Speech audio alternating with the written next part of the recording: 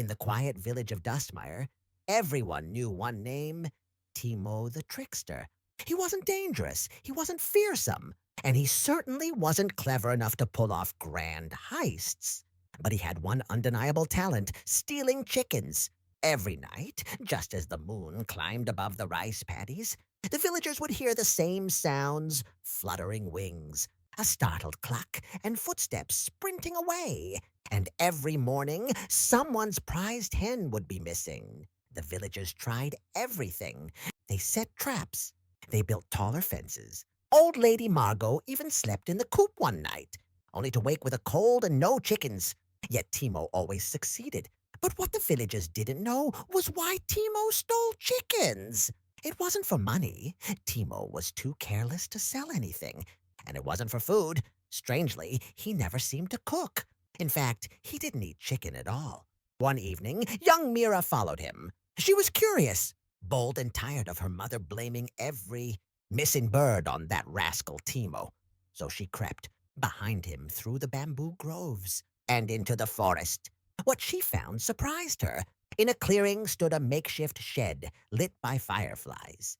Inside, Timo was tending to a whole flock of chickens, ones the village thought were long gone.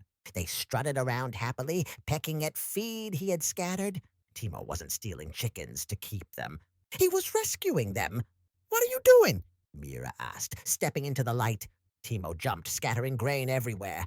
"But Mira, you scared the feathers out of me! Why are you taking everybody's chickens?" Timo sighed. "Because they work those poor birds too hard.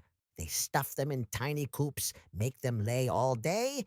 Look at them. Don't they deserve space to flap around?" Mira blinked. "You're freeing them?" "Exactly," he said proudly.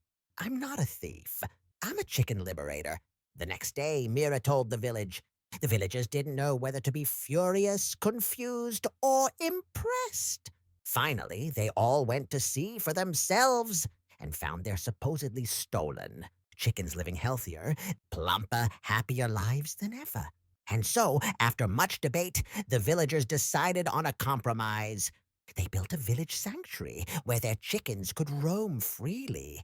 Timo was named its official caretaker, under strict instructions not to liberate any more birds without permission.